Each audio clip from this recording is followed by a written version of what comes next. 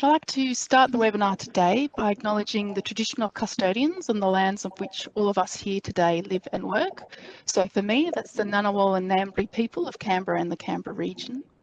I acknowledge that we have much to learn from their deep and long traditional knowledge, which includes some really valuable information on past changes to our climate and weather. I pay respect to the elders past, present and emerging. So today's webinar is called Ocean Knowledge Supporting Climate Decisions, and our presenter today is Dr. Bernadette Sloyan from the CSIRO Climate Science Centre. Bernadette is the lead chief investigator of the Hub's project, which focuses on investigating our changing oceans. So I'll hand straight over to you, Bernadette, to begin your presentation. Thanks. Okay, thanks, Sonia, and good afternoon to everyone. And as Sonia said, we're number 5 in, we're halfway through for the Climate Matters webinar, and I certainly have been really enjoying listening to what the other projects within NASP Hub have been doing and the exciting science and findings that they're presenting. So today I'm going to talk about Project 5.7, Tracking Ocean Change, Ocean Observations and Models, and specifically around what ocean knowledge we've gained and provided that helps support our climate decisions. So this is a quite esteemed project team with lots of great science people here, and also some really nice students, productive students. So the education component of this has been quite significant. So the team comes from CSIRO, University of Tasmania, ANU, and then we've had a few people just pop in and out as they've come in to work as either postdocs or they've moved on to new careers in other internationally. So Susan and Katya are those two people. So today I'm actually really just going to give you a fairly brief, well not brief, a lens through some of the work we've done. It doesn't cover all of the work we've done, so there's some work that's been done into the Indian Ocean and some of the boundary currents in the West Australian and South Australian regions that, unfortunately, given the time, I'm really not going to get to talk about today. So I encourage you to go and have a look at our project summary document that we're currently finalising if you want to get the whole brief of what we did in the project. So what was the challenge? And the challenge that we were addressing was, how does the ocean control the pace of climate change? I think we all know and have seen well documented that the ocean dominates the Earth energy and water balances. The ocean heat content and the changes to the density, so the stratification of the ocean, have significant changes into the modes of the climate variability that dominate the Australian climate. So there we're talking about the ENSO, IOD, and then the SAM. So given the ocean's important role in both the long-term trends and the variability at 3 to 4 years and even shorter cycles, tracking that change and understanding how the ocean takes up heat and in turn that flows into carbon and how it changes the freshwater balances are really important information that we need to provide to the Australian community and the regional community and the global community itself. So our challenge was to provide improved understanding of how and why the oceans are changing, and to quantify those mechanisms that regulate those changes that we see. So that's about really understanding the processes that bring in the heat and the carbon and then the redistribution of those properties by the ocean. And that's the way we get these regional differences in climate change. And going hand with that is understanding how the biases in the climate models, what they are, as against the observational records and the observations we have, and how do we actually make improvements to reducing those biases. So how did we address this challenge? We addressed it in a number of different ways around the use of observations and climate models, In one way, we delivered high quality observations that are easily accessible by a large range of people, so not highly skilled users of the data, and developed climate models, both coupled and ocean, for the community, and then hierarchies of those models to actually have a look at the different types of processes that each of those can quantify and then provide some input into how we better improve models. And the outcomes of that was that detection and attribution of the climate change. So there were a number of peer-reviewed papers, and most importantly, there's scientific leadership both at the national and international levels. In terms of getting our message out to the community, we did that through seminars, media interviews, both federal and state briefings, and other types of public events. And of course, we have a very strong emphasis on both teaching, so teaching the next generation of Australian scientists coming through our educational system. So that was teaching at all levels, from undergraduate, graduate, postgraduate training, and even going out to schools to try and bring in the community about understanding climate and how it does impact everyone in their daily lives. So I'm going to run through a couple of highlights and try and build up a picture around, my picture is going to be around ocean heat and how that's, how we've dealt with that within the project from our observations right through to our impact assessments. So one of the things that we needed and everyone needs is to say, if we're going to detect ocean change, both at any of those timescales from long to short term, we need a highly robust data system. So a lot of the project has been dedicated to maintaining that throughput of really high quality ocean data, both to our national and international data services. I think we can see just from the global picture, the ocean has no boundary. So we have to, as a leader in the Southern Hemisphere, take leadership of how we do our observations and how we actually leverage to bring other investment, particularly from the Northern Hemisphere, into our observational record. And we've done that through a number of ways. So this is just an example of some of the deep Argo floats that have gone in more recently in the last couple of years, and they're color-coded by countries. So you can see that there's a number of them within the Australian regions, in the south of Australia and the Southern Ocean and into the Pacific Ocean. Of course, they're not all Australian floats, but the majority of those Australian floats were deployed by the Hub's researchers on Australian vessels. So it's really important that we make that international connection to ensure that we get the observations in here.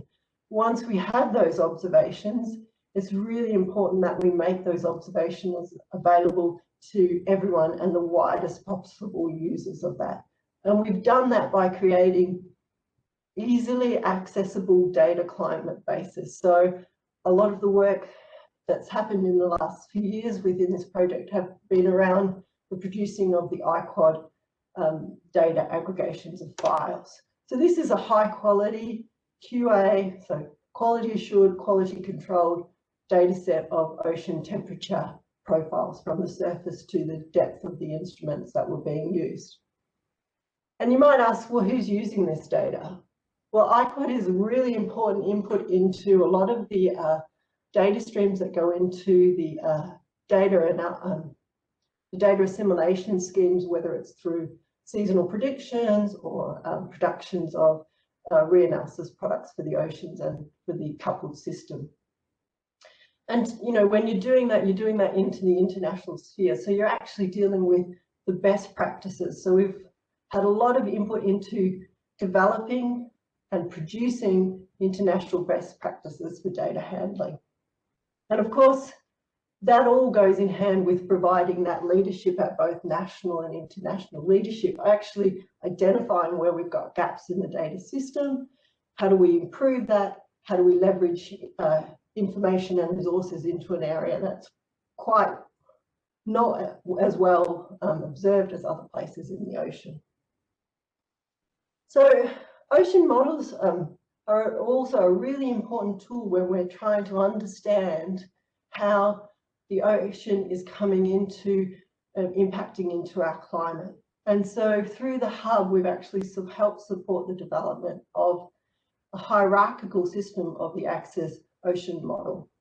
So this enables us to really look at different processes that are coming into play in terms of the ocean interacting with the climate and short-term forecasting. So these models span from a 1 degree down to a 1/10 of a degree, and you see this hierarchical nature of that system being really useful within the Australian community and also internationally. And the development of those models have also then allowed us to investigate what are the types of structures that determining some of the differences in the models. So some work that's done at ANU was looking at that vertical grid structure within what that horizontal scale is. And so that gets us from thinking of being eddy resolving in the ocean to be eddy permitting. And those things change how things happen within the ocean that then flow on to impact, say, the ocean atmosphere interactions through ENSO or those other modes that we're well familiar with. One of those important components within the work done in the project was moving to develop a repeat year ocean forecast model forcing. So if you only have an ocean model, you need to force it at the surface.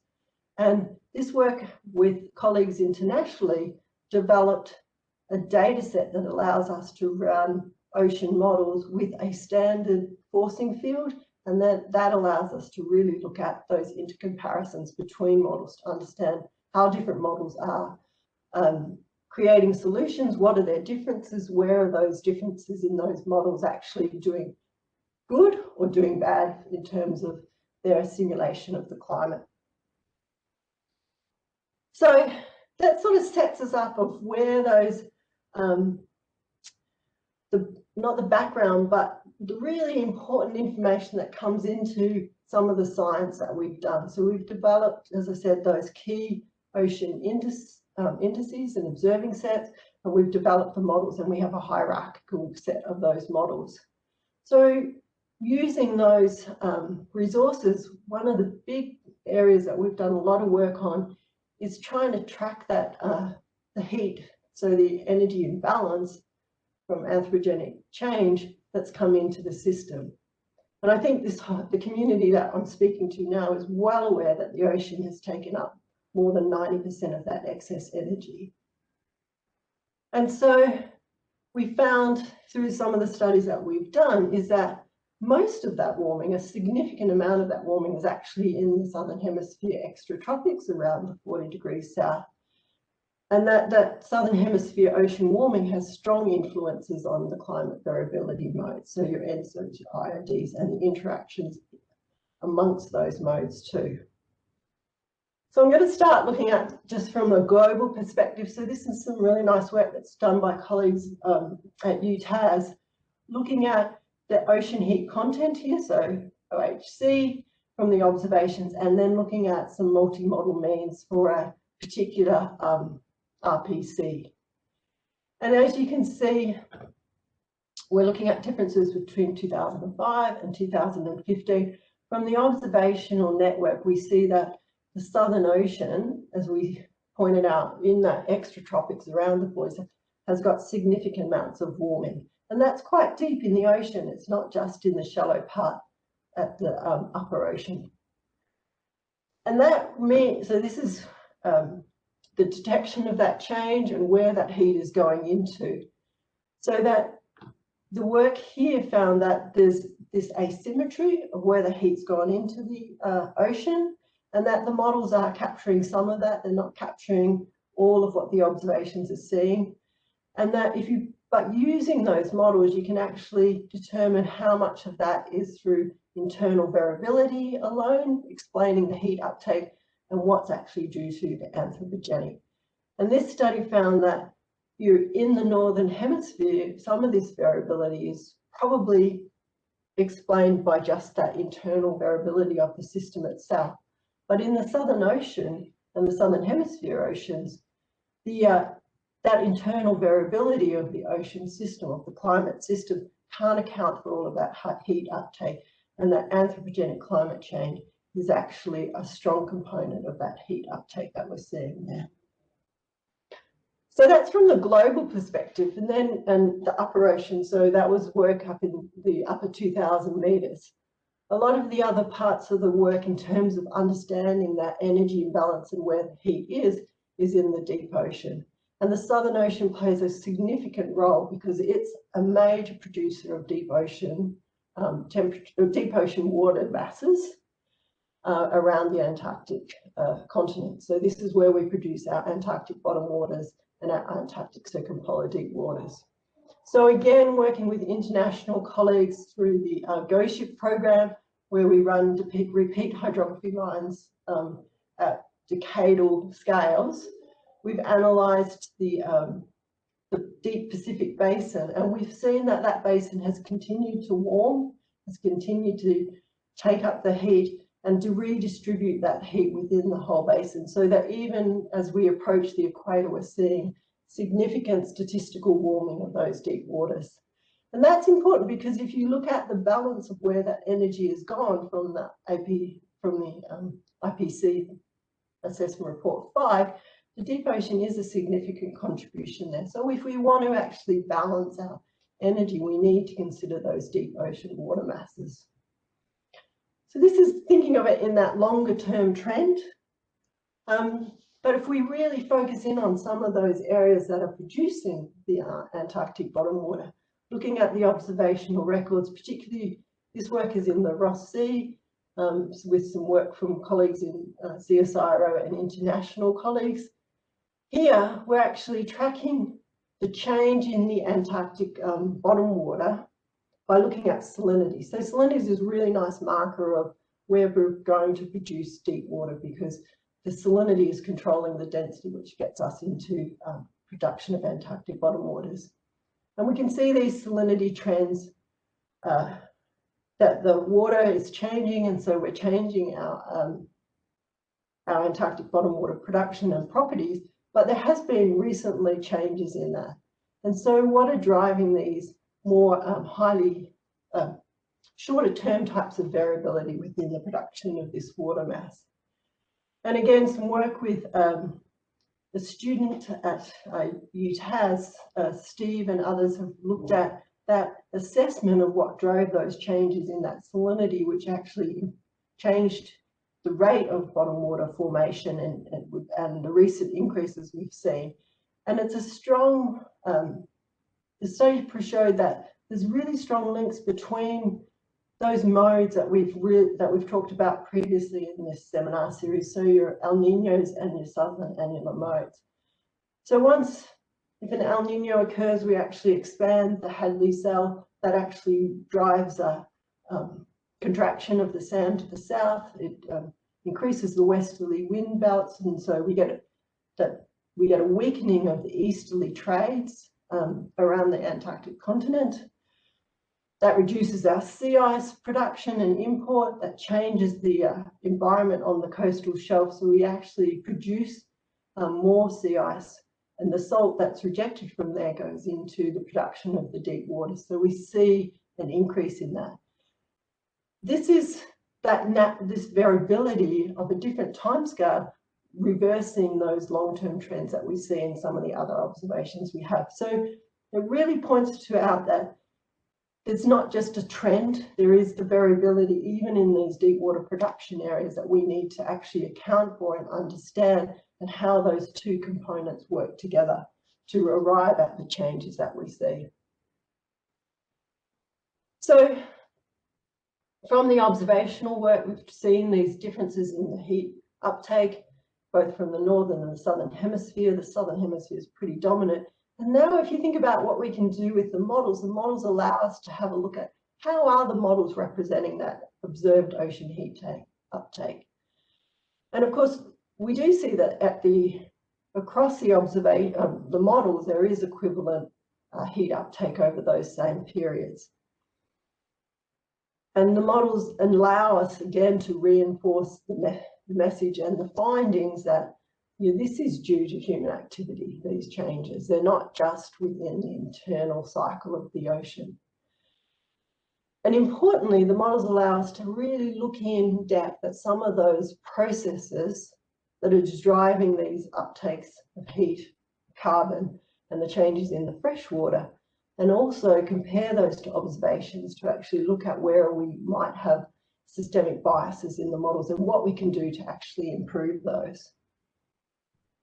So this gets back to some of the work we did within that international framework of driving perturbation experiments. So perturbation experiments are where you run a similar model and you change or tweak a little component of that to actually allow you to assess the differences from the control, and that enables you to really pinpoint those processes that we're either getting right or we're not getting right, or some models are doing better than others and why, and really explore those.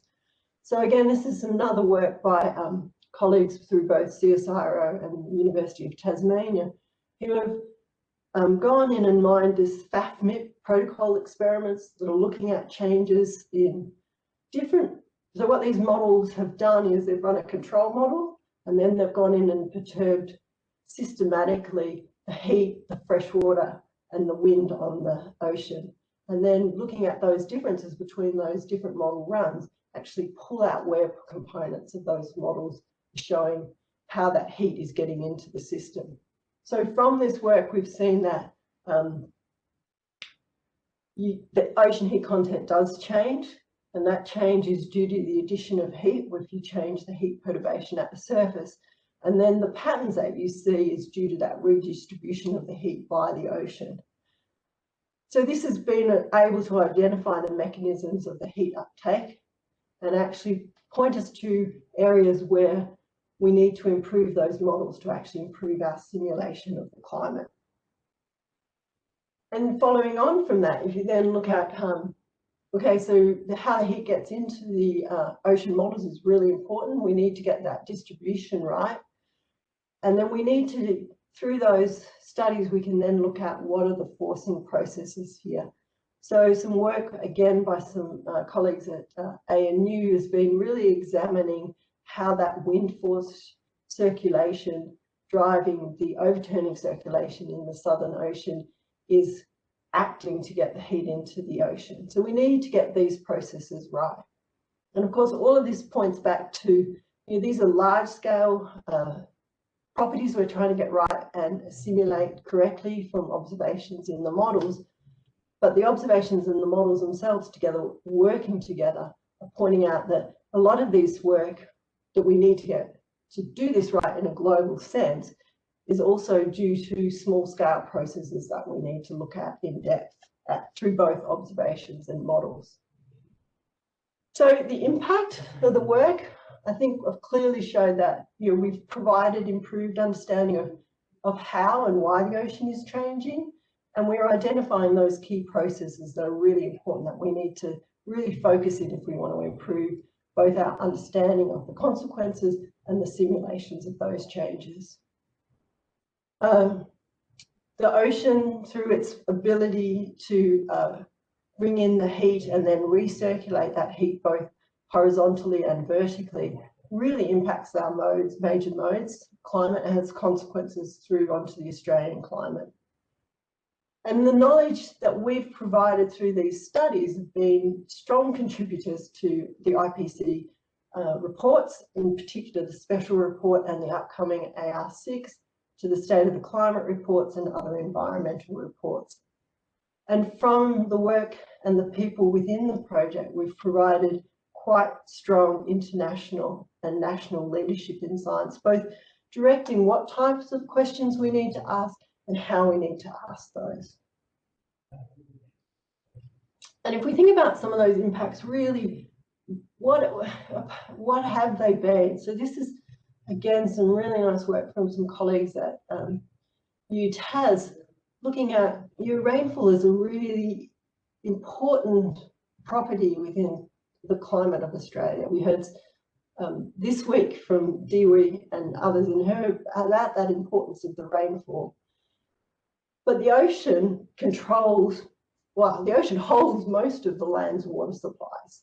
And so we can use that salinity signals within our Indonesian Pacific region to actually have a look at where those moistures are coming from and how they're coming in. And again, when we see these signals, that's there coincident and jointly operating with those modes of your Indian Ocean dipole and then the ENSO events, so that when we have those high salinity events, we're actually drawing moisture in from different conditions into the Australian area. And that's a precursor for actually above average types rainfalls. But then when we're in a low salinity event, we're actually changing that interaction between the ocean and the atmosphere, and we're actually going into a below normal rainfall events within Australia. And the salinity signals, they're not, they're things that you would use in terms of thinking about it in the seasonal to longer term cycles. They don't change quickly, but they set the system up for those interactions at the atmosphere and ocean level that drives the moisture onto the system or onto Australia or away from Australia. And that's also true if we then look at the extreme weather events of particular interest along the west and the east coast of Australia. And here I'm just going to show some examples of how we can use the East Australian current to actually think about some of the causes and the potential drivers of those extreme ocean events. So these are two graphs. This is the sea level anomaly in colour, and then the anomalous velocity vectors associated with that. And then here is the sea surface temperature anomalies. So here we're looking at where we have a cold event that peaked due to the setup of the East Australian current around Brisbane that's interacting with some dipole events, some eddies around the coast, driving quite cool waters along the coastal area, particularly of the northern New South Wales. And this little graph is just the anomaly of that heat flux. So we've actually got an anomalously northward heat flux here, so leading to that cold events. And then the opposite of that is where we have a very strong East Australian current basically pushing lots of water down the coast and arriving at quite strong anomalous warm temperatures right through the East Australian coastal region. And this is your associated anomalous southward heat flux that goes with those.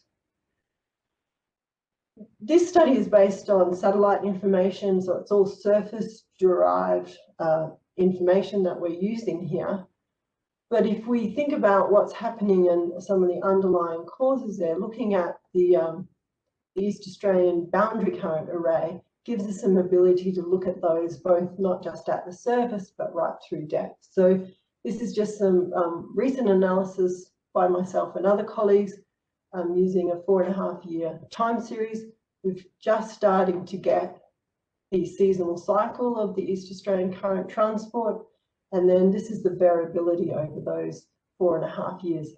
And the peak transport of the EAC we've seen in this array for its limited time has been over 65 sperdrips. So how does that interact with those coastal eddies that then are driving and or helping to lead to warming or cold events on that coastal fringe right from Brisbane right down to Tasmania? So the other important impact of this work is providing that advice to the Australian policymakers and the international community of the work that we're finding and attributing change because of the ocean's ability to moderate and mediate the climate. And we do this through a number of ways, both through, as I said, those international reports, the IPCC, both the annual assessment reports and then the special reports, and other types of yearly productions of State of the Climate. So this is the BAM's State of the Climate report that comes out each year. The next one will be coming out mid this year. And the people within this this project strongly contribute to these international assessments. Well, we've also have strong inputs into the national assessments through the State of the Climate report produced by CSIRO and the Bureau, and then the State of the Environment report, which is just, we're about to update that now, and many of us contributed to that new update. And of course, apart from producing these international reports, we've undertaken many ministerial briefings, public engagement. So, you know, it is our job to actually get out there and make the community, our neighbours, aware of what we do, why we do it, and the change that we're seeing, and the impact it has on them now and potentially into the future. And that we can make a positive change if we want to work together. We can change our trajectory. So we were asked to think about what we're going to looking ahead. So there are still many questions to answer, and some of those I've just pointed out here. What are those regional patterns of heat uptake by the ocean and the freshwater changes? We do need to improve our model representation. We've heard that from numerous presentations through this series, whether it's to do with ENSO or the IOD or severe weather events, marine extremes to cyclones. The ocean is going to be really important in setting the base of how those variabilities will change and the frequencies of those extreme events. In terms of observations here, in reality, measuring the ocean is a pretty new endeavour. Our time series are short, and we need to think quite, we need to be adaptive about using new technologies. So there are new technologies coming in. We've just started the Deep Argo Array. There are ocean mixing floats coming in. The use of our traditional ship methods and adding different types of sensors to those will all be really important into understanding how the ocean is changing and actually really getting into understanding the processes that are driving that change and assessing the ability of the ocean to keep moderating our climate to the extent it has. If we look at those ocean-atmosphere interactions and the coupling and the redistributing of the heat from the ocean to the atmosphere and the impact onto the continental Australia, we have many questions to ask about that, about how does the ocean and the atmosphere connection pathways that link the major modes work? Are they changing? Will we flip that situation? And what are the anthropogenic impacts and influences on that, on a highly variable system in its natural state? And the boundary currents are another area of looking ahead of variability. You know, the boundary currents are that intersection between the large-scale forcing of the Indian or the Pacific or the Southern Ocean with the local forcing at the local wind and freshwater and heat. And so understanding those relative influences as we move forward to look at the impacts on coastal extremes, whether that's through sea level rise or ocean temperatures. We've got lots of questions to ask about that. And that was all from me.